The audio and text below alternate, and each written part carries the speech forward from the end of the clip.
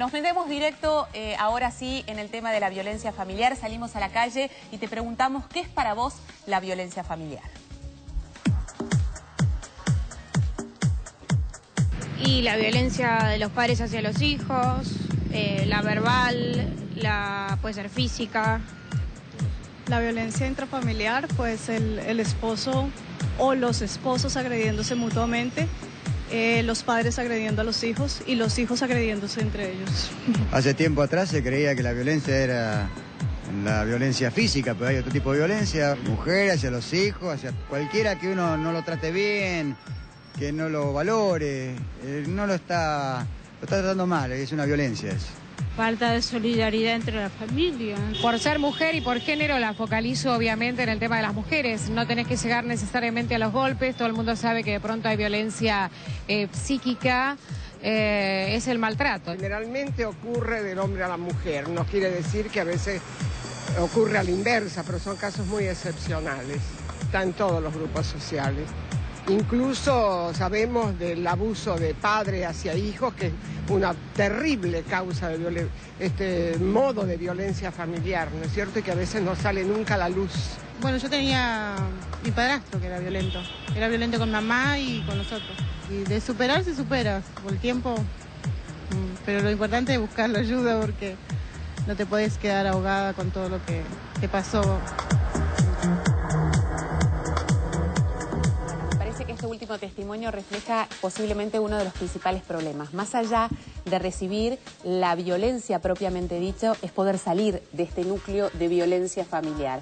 Léase denunciando a aquel agresor y por otra parte, y muy sabiamente, ella decía no quedarse ahogada en la propia problemática y poder decidir dar un paso al costado y evolucionar como ser humano, porque definitivamente la violencia nos genera una limitación enorme, porque nos atrofia como personas, porque nos aterra, porque sentimos porque nos desvaloriza, porque sentimos que no podemos enfrentar al mundo porque estamos siendo azotadas por distintos tipos de violencia. Y ahora Valeria nos va a definir la diferencia entre lo que es un conflicto familiar y una violencia familiar, porque si no, pareciera ser como que todo cae en la misma bolsa y hay una diferencia para aquellos que realmente la sienten y la sufren todos los días.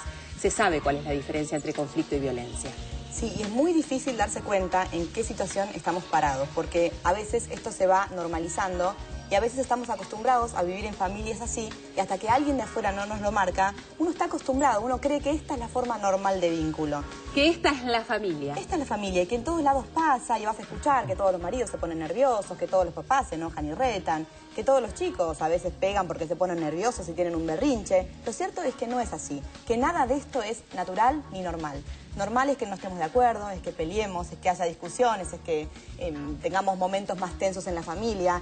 No es normal cualquier grado de abuso que sea físico, psicológico y económico de alguien que ejerza el poder sobre otra persona para conseguir algo o por el daño en sí mismo. Esto ya no es normal. Y esto se da en pequeñas cosas, digamos. No hay que llegar a la lesión física para denunciarlo. Y la denuncia, cuando hablamos de denuncia, primero es interna, luego uno va a la policía.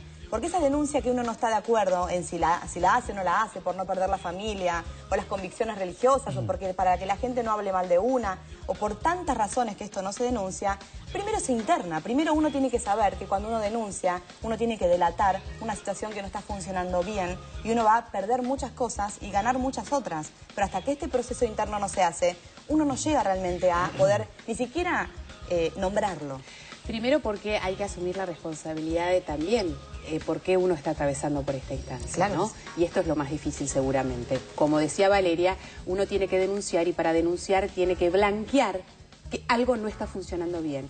Y en general a todos los seres humanos nos cuesta definitivamente aceptar que algo no está funcionando bien. Y muchas veces los medios de comunicación, las películas, las novelas, la gente que uno escucha hablar en distintos medios ayudan y son como un despertador para muchas mujeres, hombres y niños que están mirando y dicen definitivamente esto que, como decía Valeria, a mí me parece normal, no es normal. Existe otra alternativa de amar. Sí, y además el amor no duele, digamos. El amor no tiene por qué doler y el amor no tiene por qué lastimar. Y lo que marcaba la señora que habló en la encuesta del ahogo, realmente yo lo marcaría está perfecto, la sensación de un aplastamiento psíquico, un aplastamiento de nuestra vida y nuestra personalidad. Llega un momento en que no sabemos para qué vivimos. Y la verdad es que se arma un círculo tan grande entre el maltratador y el maltratado que ya uno sostiene al otro en un vínculo patológico del cual se da la sensación de que no vamos a poder salir, pero hay salida. Y la salida es un día, en algún momento, decir, no quiero más esto para mí. Ni para mí, para mis hijos. Por ahí tengo la sensación de que yo no puedo sola, de que no sé qué hacer, de que tengo terror a perderlo todo, de que tengo terror a las represalias. Bueno, entonces, habla con una vecina, habla con una tía, habla con alguien que no sea tan del vínculo cercano, que probablemente también está participando de estas relaciones patológicas y no sabemos cómo salir. Con esto no estamos diciendo que sea fácil. Definitivamente, en general, salir cuesta muchísimo. No es solamente un día, es un trabajo que posiblemente, y Valeria lo debe saber mejor que nadie, lleva mucho tiempo y lleva mucho dolor y mucha angustia y mucho trabajo y mucha decisión y mucho convencimiento. Pero es importante hacerlo e iniciarlo. Y hay distintos tipos de violencia familiar. Violencias, entre comillas, más leves y otras más drásticas, que incluyen golpes, maltrato físico, hasta la muerte. Situaciones inclusive hasta la muerte. En un ratito vamos a hablar de cuáles son los síntomas y cuáles son aquellas pautas que uno puede tener en cuenta para definitivamente prestar la atención, porque muchas veces los adultos no podemos ser conscientes de que nuestros hijos están siendo violentados porque no lo notamos. Bueno, Ezequiel nos va a contar que sí hay pautas, hay cosas, hay elementos que nosotros sí podemos tener en cuenta para poder ayudarlos a tiempo. Hacemos pausa, recordándoles que están nuestros teléfonos abiertos, que seguramente deben haber muchísimas dudas y utilicen este programa para saldarlas, para tenerlas, para consultar. ¿Cuáles son estos teléfonos, Roberto? 45350705, 45350706 con el 011 para los que llaman desde el interior. Bueno, y ahora les recordamos la importancia de vacunar a los más chicos y en este caso recordamos cuáles son las vacunas que hay que darles al recién nacido. La BCG, una única dosis antes de la alta médica y la primera dosis de hepatitis B. Para conocer el calendario completo podemos visitar la página web www.msal.gov.ar o llamar al teléfono 0800-222-1002 en todo el país y gratuitamente, Dolores. Robert, hacemos una pausa con información. Les decimos que hoy hablamos de violencia familiar. Enseguida el doctor Díaz con todas las pautas que nosotros debemos de tener en cuenta para poder identificar si nuestro hijo, nuestra mujer, nuestra compañera, nuestra amiga está siendo víctima de violencia familiar. Ya venimos, no te vayas, estamos en vivo.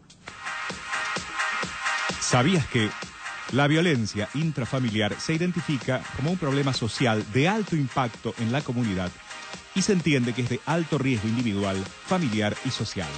Jurídicamente se entiende por violencia familiar toda acción u omisión ejercida por un integrante del grupo familiar contra otro que produce un daño no accidental en el aspecto físico, psíquico, sexual o patrimonial.